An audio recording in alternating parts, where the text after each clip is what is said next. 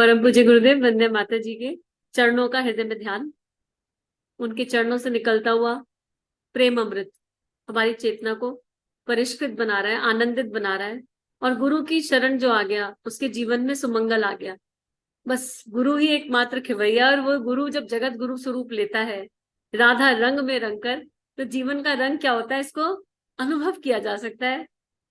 इसको शब्द देना बड़ा कठिन है, लेकिन प्रार्थना की जा सकती है। तो हम सब कलेक्टिव एनर्जी के साथ सबके लिए प्रार्थना, सब एक दूसरे के लिए प्रार्थना कर रहे हैं, पूरी समष्टि के लिए प्रार्थना कर रहे हैं कि हम सब अपने गुरु के, अपने गुरु तत्व के, अपने गुरु शक्ति के संरक्षण में प्रेम की उस दिव्य अनुभूति को जी सके। और उसी के तहत ध्यानावस्था में प्रभु से वार्तालाप, एक भक्त और भगवान का दिव्य संवाद। और इसके लेखक जो भक्त हैं, तभी उन्होंने इतना सुंदर संवाद लिख दिया, उनको भी बहुत बहुत प्रणाम, उनका भी आवाहन। और उस भाव के साथ आगे इस स्वाध्याय को पढ़ाते हैं, डे 15। अब ये हो रहा था, कल सारा चिंतन चल रहा था कि भगवान आपने गीता में ऐसा कह दिया कि आपकी प्राप्ति बहुत सुलभ है, लेकिन मेरे से तो फिर भी नहीं हो रही। अपने मन की जिज्ञासाएं भक्त रखता चला जा रहा है। तो भगवान ने कहा, मैंने गीता में लिखा है कि नित्य निरंतर, एक एक क्षण, एक एक पल, 24 घंटे बस मेरा चिंतन। तुम 24 घंटे करते ही नहीं हो। तो जब पूछ रहे हैं कि क्यों नहीं करते, तो भगवान कह रहे हैं क्योंकि तुम मेरे रहस्य को नहीं जानते हो, और इसलिए तुम्हें मेरा चिंतन कठिन प्रतीत होता है। यानी तुम्हें मुझसे अनन्य प्रेम नहीं हुआ, जैसे एक माँ को बच्चे से है और बच्चे को माँ से है। आगे लिख रहे हैं, साधक पूछ रहा है अब, तो फिर भगवान आप बता दो, आपका गुण, प्रभाव, तत्व और उसका रहस्य क्या है, प्लीज मुझे बता दो। भगवान कहते हैं, अतिशय समता, शांति, दया, प्रेम, क्षमा, माधुर्य, वात्सल्य, गंभीरता, उदारता, सुहदाती मेरे गुण हैं। संपूर्ण विभूति, बल, ऐश्वर्य, तेज, शक्ति, सामर्थ्य और असंभव को भी संभव कर देना मेरा प्रभाव। डिवाइड कर दिया, गुण अलग कर दिए, प्रभाव अलग कर दिए। आगे तत्व की बात करेंगे, पर पहले इन पे चिंतन करते हैं, हमारे अंदर ये क्वालिटीज है या नहीं। बस यही तो कह रहे हैं, समता, सुख दुख में एक समान, आनंद का भाव, कुछ आ जाए आनंद, शांति, कुछ हो जाए हम शांत हैं, स्थिर है, दया, प्राणी मात्र के लिए करुणा और दया का दिव्य भाव, और प्रेम, सभी को क्षमा कर दो, सभी से क्षमा मांग लो। अगर स्थूल से कर सकते हो स्थूल से, नहीं तो सूक्ष्म से। और इसके लिए यूनिवर्सल फॉरगिवनेस करके एक मेडिटेशन है, बड़ा मतलब मुझे उसकी एनर्जीज पर्टिकुलरली बड़ी अच्छी लगती है, और जिन लोगों ने किया उनके एक्सपीरियंस बड़े अच्छे हैं। अगर हमें ये नहीं समझ में आ रहा कि हम क्षमा कैसे मांगे, हमसे नहीं हो रहा, तो आप वो मेडिटेशन कर लो। मदर अर्थ के माध्यम से हम हर कार्मिक क्षय कर सकते हैं कॉन्टिन्यूसली 9 डेज यूनिवर्सल फॉरगिवनेस करने से। You will find a very beautiful change in your consciousness. ऐसा मानना है, ऐसा अनुभव भी है।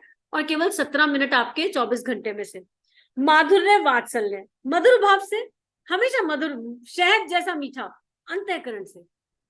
मतलब आपका हृदय, आपकी वाणी नहीं, आपका हृदय। जब अंदर भीतर शहद होगा तो बाहर से भी शहद आएगा। माधुर्य भाव, वात्सल्य भाव में माँ आ गई, फिर वही मातृत्व भाव आ गया। गंभीर भी, जहां गंभीर होने की आवश्यकता है।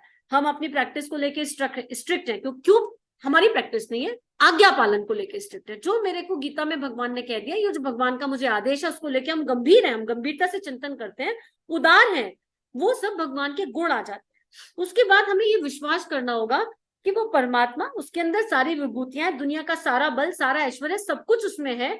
और इसका प्रभाव ये है कि जगत गुरु श्री कृष्ण ने जब जन्म लिया, तो कौन सी शक्ति थी कि उन्हें गोकुल पहुंचा गई। सारे ताले टूट गए, 7 दरवाजे टूट गए, 7 चक्र खुल गए। ध्यान से देखो, जंजीरें टूट गई, मोह माया आसक्ति की सारी जंजीरें टूट गई। और वो जगत गुरु, उनको सिर पे धारण करने वाले वसुदेव ने शेषनाग, प्रोटेक्शन मिल गया, कवच मिल गए, और वो जगत गुरु पहुंच गए। कोई सोच सकता था कंस से बच के जा सकते थे?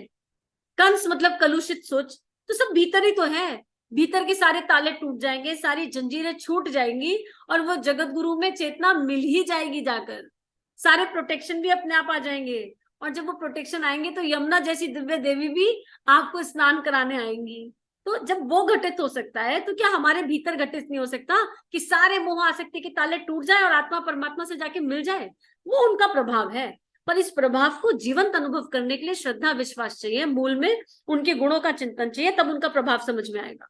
उसके बाद कह रहे प्रभाव को आगे बढ़ाते हुए, जैसे परमाणु, भाप, बादल, बूंदे और ओले सब जल ही हैं, वैसे ही सगुण निर्गुण, साकार निराकार, व्यक्त अव्यक्त, जड़ चेतन, स्थावरम स्थावर जंगम, सत असत आदि जो कुछ भी है तथा जो भी इससे परे है वह सब मैं ही तो हूं। हम तो इसी में उलझ जाते हैं, तेरा भगवान कैसा और मेरा भगवान कैसा। कभी हमारा भगवान भी सोच लो।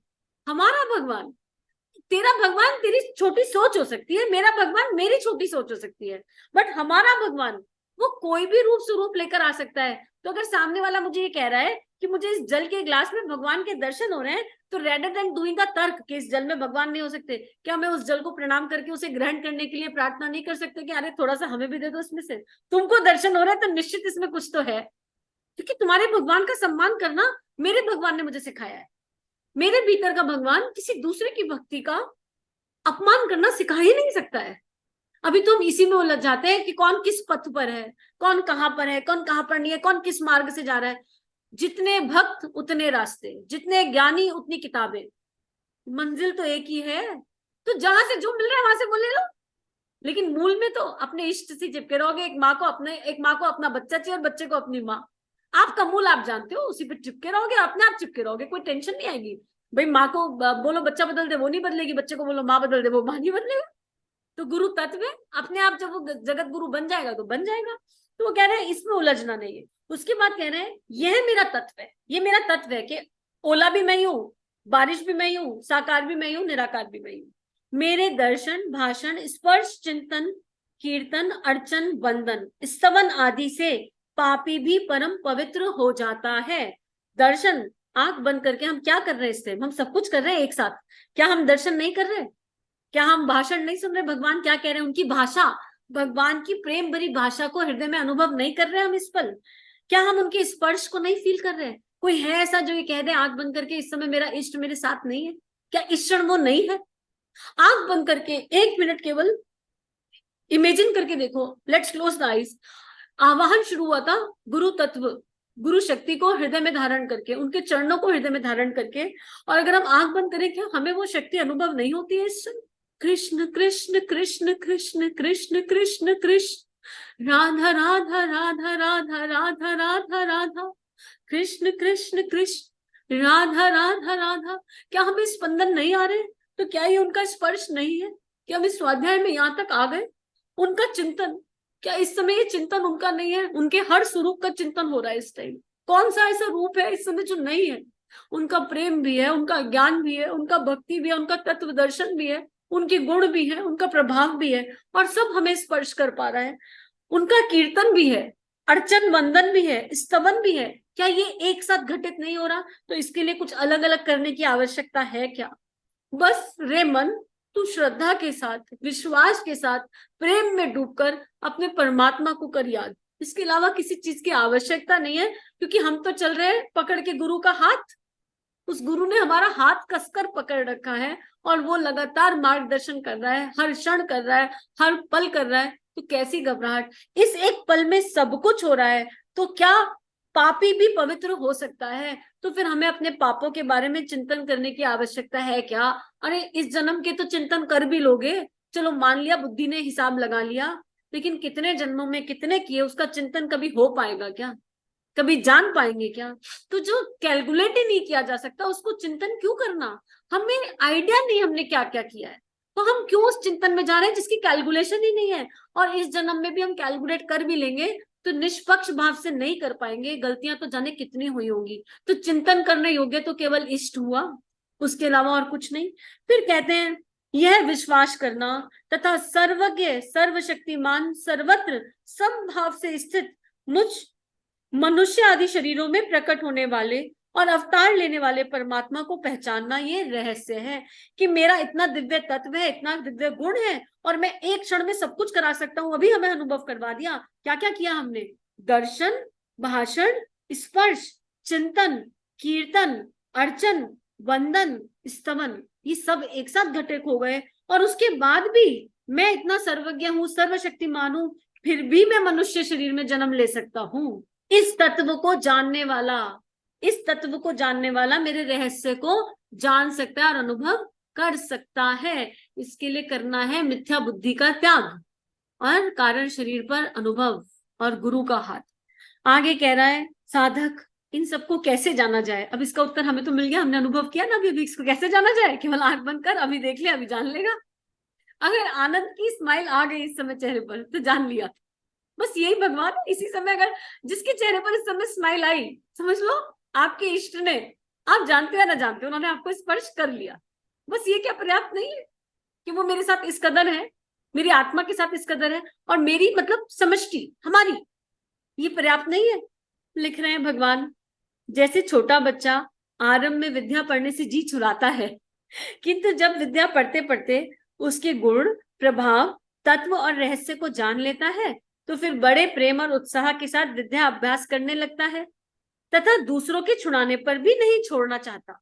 वैसे ही सत्संग द्वारा मेरे भजन, ध्यान आदि का साधन करते करते मनुष्य मेरे गुण, प्रभाव, रहस्य को जान सकता है।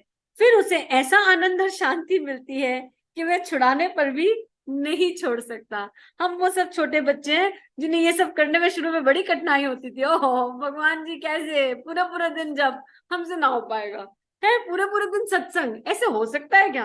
हर समय भजन सुनते रहे कि गाने भी सुने तो उसे भगवान जी दिखाई दे जाए, ऐसा हो जाएगा क्या? ऐसे सच्ची में हो सकता है? हम वही छोटे बच्चे थे, लेकिन करते करते करते करते बहुत जी चुराया, बड़ा जी चुराया, पर वो परमात्मा की, गुरु की पकड़ ऐसी थी, बिल्ली ने अपने बच्चे को ऐसा मुंह में पकड़ा, ऐसा मुंह में पकड़ा कि छोड़ा ही नहीं। और क्योंकि बिल्ली ने अपने बच्चे को छोड़ा नहीं, तो अब हम इसी प्रेम और उत्साह के साथ इस स्वाध्याय को कर रहे हैं और सोच रहे हैं हमारा मिस हो गया, लगातार एक साथ सारी रिकॉर्डिंग प्ले हो सकती है कि यूट्यूब पे, तो जब आएगा तब आएगा। आ गया ना रस? ये कृपा नहीं है क्या कि हम सोच रहे हैं ना यार यूट्यूब पे तो बहुत टाइम लगेगा आने में, हमें हमें अभी के अभी सुनना है, साथ के साथ सुनना है, क्या ये संभव है? तो ये क्या है? ये कृपा नहीं है क्या? क्या इस पल में भगवान नहीं है आपके हमारे साथ? हम सबके साथ है बस। और इस आनंद को कोई छुड़वा सकता है? यकीन मानो, हम यहाँ जितने बैठे हैं, अगर कोई आपसे कह दे कि एक दिन गुरु का नाम मत लेना, सोचना भी मत गुरु के बारे में, संभव है? एक दिन श्री राधा का स्मरण मत करना, एक दिन जगत गुरु श्री कृष्ण का चिंतन मत करना, संभव है? हमें नहीं पता हम कितना चिंतन कर पा रहे हैं, वो जाने, लेकिन जितना भी कर पा रहे हैं क्या वो पर्याप्त नहीं है? एक दिन कोई हमारे बाहर से हमारी देह को रोक सकता है, इस मन को कोई रोक पाएगा क्या? अब तो बस वही कह रहे हैं कि धीरे धीरे इतनी शांति मिल जाएगी कि कोई छुड़ा, कोई कुछ भी कर ले, आप छोड़ नहीं पाओगे। लेकिन शुरुआत वहीं से होगी। कल जब फेसबुक के रिमाइंडर देखे 3 पोएम के, तो वो पोएम उस समय समझ ही नहीं आई, ऐसा आंख बंद करके गुरुजी से बात होने लगी, ऐसा लगा कि क्या कृपा है।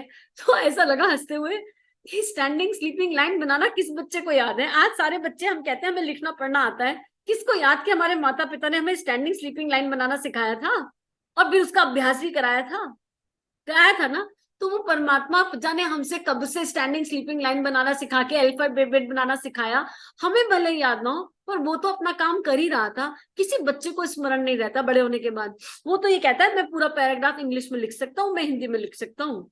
स्टैंडिंग स्लीपिंग लाइन में क्या रखा है, पर उसको क्या पता उसकी माँ के कितने एफर्ट लगे एक स्टैंडिंग लाइन बनवाने में। स्क्रिबलिंग भी करवाई थी, खाली पेपर देके, कितने तो पेपर फट गए, क्रेयॉन पकड़ना नहीं आता था हाथ में, लेकिन उस माता पिता ने एफर्ट डाल डाल के स्क्रिबलिंग कराई, पेपर फड़वाए, और फिर सुकून शांति से बैठी रही। कोई बात नहीं, बच्चा धीरे धीरे सीख जाएगा। पेन पकड़ना सिखाया, कोई बात नहीं, बच्चा धीरे धीरे सीख जाएगा।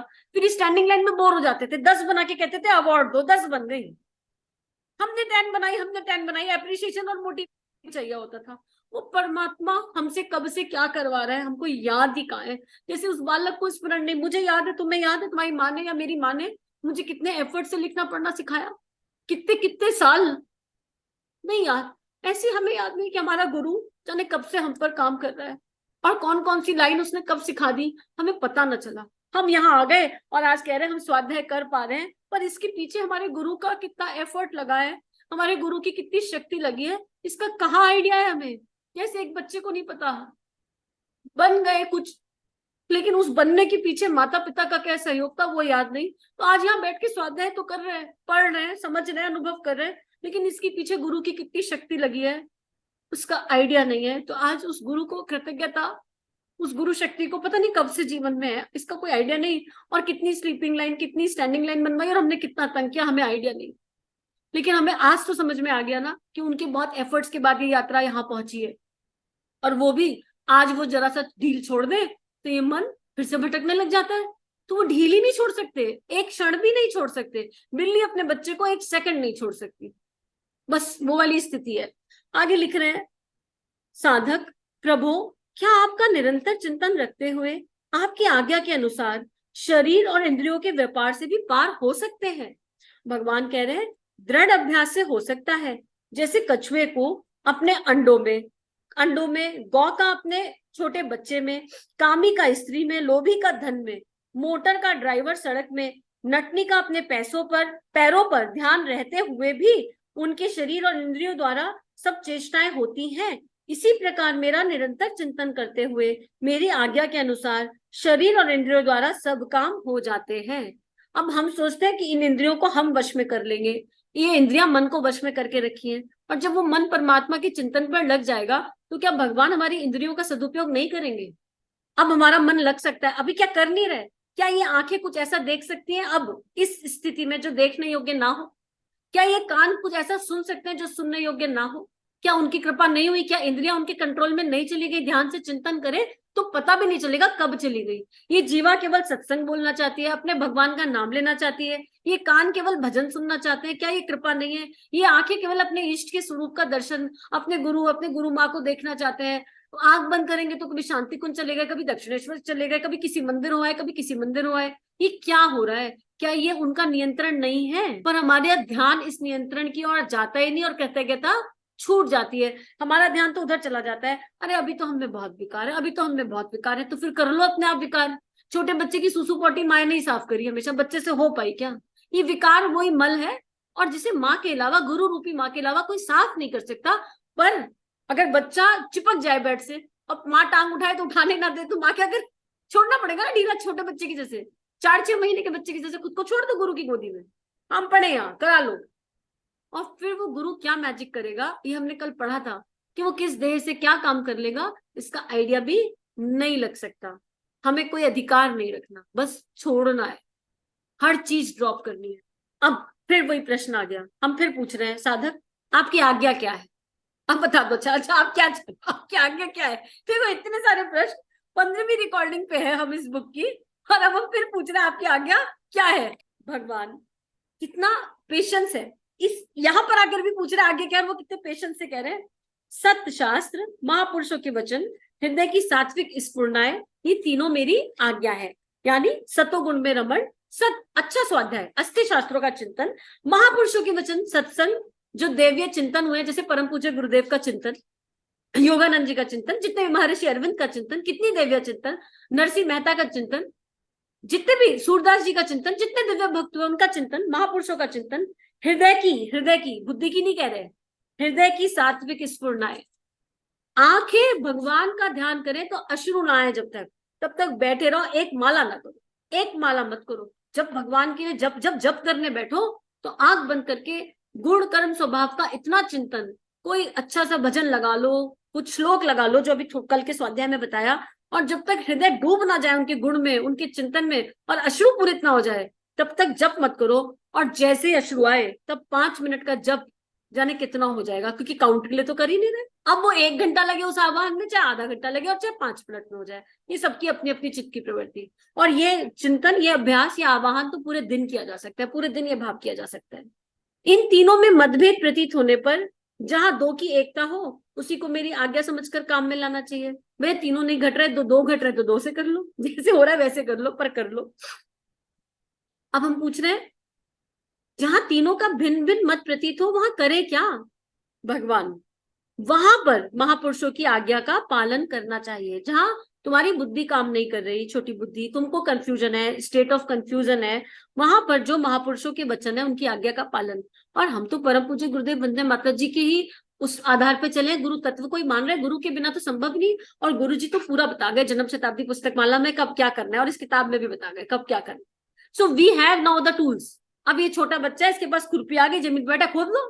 ऐसे सुदलम छोटे बच्चे हमारे पास खुरपी आ गई, राइट, हमको जमीन में खेलना है, खेल लो, कोई प्रॉब्लम नहीं है, भगवान तो उससे भी मिल जाएगा, क्योंकि ये खुरपी गुरु की दी हुई है, और जमीन पे भी भगवान ही बैठे, हम जिस जमीन पे बैठे वो भी भगवान की है। और हम खोद क्या रहे? अपने भीतर की खुदाई कर रहे हैं, अपने भीतर स्वाध्याय का अमृत डालेंगे, तप डालेंगे, अनुष्ठान डालेंगे, साधना डालेंगे, और इन सबसे मोस्ट इंपॉर्टेंट भावना और चिंतन। तो बाकी सब अपने आप नहीं हो जाएगा क्या? अब साधक, क्या इसमें शास्त्रों की अवहेलना नहीं होगी? भाई अगर मैं महापुरुषों की बातें मानूं तो शास्त्रों का क्या होगा? मैं तो लिखा हुआ पढ़ूंगा, हमने बहुत पढ़ रखा है। ये याद नहीं आ रहा कि स्टैंडिंग स्लीपिंग लाइन जिन्होंने बनवाई उन्होंने ही किताबें लिखी है। लेकिन हम फिर कह रहे हैं, क्या ये शास्त्रों की अवहेलना नहीं है महापुरुषों की आज्ञा मानना? भगवान, नहीं, क्योंकि महापुरुष शास्त्रों के विपरीत कहते ही नहीं। सर्वसाधारण के लिए शास्त्रों का निर्णय करना कठिन है तथा इसके यथार्थ तात्पर्य देश और काल के अनुसार महात्मा लोग ही जान सकते हैं। इसलिए महापुरुष जो मार्ग बतलावे वही ठीक। यहाँ एक बहुत महत्वपूर्ण बात आई, इसी के साथ इस स्वाध्याय को अंत करेंगे, कि किसी पर्टिकुलर टाइम में कोई बात कही गई है, लेकिन वो बात हर समय लागू नहीं हो सकती। देश और काल के अनुसार महात्मा लोग उसमें अमेंडमेंट कर सकते हैं। एक बहुत सिंपल एग्जांपल अगर ले ले, जब लाइट नहीं थी, इलेक्ट्रिसिटी नहीं थी और घरों को गोबर से लीपा जाता था, तो ये कहते थे शाम को झाड़ू लगाने से लक्ष्मी चली जाएगी। उस समय भारत था सोने की चिड़िया, हर कोई इतना गोल्ड पहन के रखता था, बहुत ठीक, और घर गोबर से लीपे जाते हैं, शाम को लाइट नहीं होती थी, तो गोल्ड का कोई ऑर्नामेंट पहना हुआ कहीं गिर जाए तो वो गोबर के रंग में मिक्स हो जाएगा, वो दिखेगा नहीं। तो उस समय के लिए बिल्कुल निश्चित और बिल्कुल उचित था कि शाम को झाड़ू लगाने से लक्ष्मी चली जाएगी, जाने की संभावना है, क्योंकि गोल्ड के खोने की संभावना है।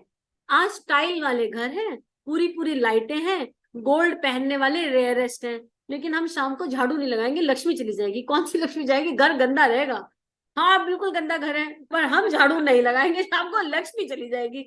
कौन सी लक्ष्मी जाएगी? तुम्हारी बता तो दो। नहीं, हम गंदे घर में साधना भी कर लेंगे। तो देश और काल के अनुसार क्या ये अमेंडमेंट इंपॉर्टेंट नहीं है कि हम इस धारणा से बाहर आए? ऐसी कई छोटी छोटी चीजें हैं, अपने अपने मत है मानने के। ये मेरा हृदय मानता है, जरूरी नहीं है कि आप लोग इसे मानो, अपने मन की बात को रखने का अधिकार है। जैसे फॉर एग्जाम्पल, ट्यूसडे और सैटरडे को सिर मत धोइए, बहुत पुराना चला हुआ है, भाई कोई जाने तो क्यों नहीं धोना। जिस जमाने में ये रीति बनी थी, टू बी ऑनेस्ट, उस जमाने में फीमेल्स लंबे लंबे बाल होते थे और तेल लगा के रखती थी मोस्टली।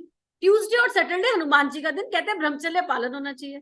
अब ट्यूसडे और सैटरडे को अगर लेडी ने सिर धोया तो फिर रूप निकल कर आएगा ना, तो ब्रह्मचर्य पालन में दिक्कत आ जाएगी। सीधी सीधी बात थी।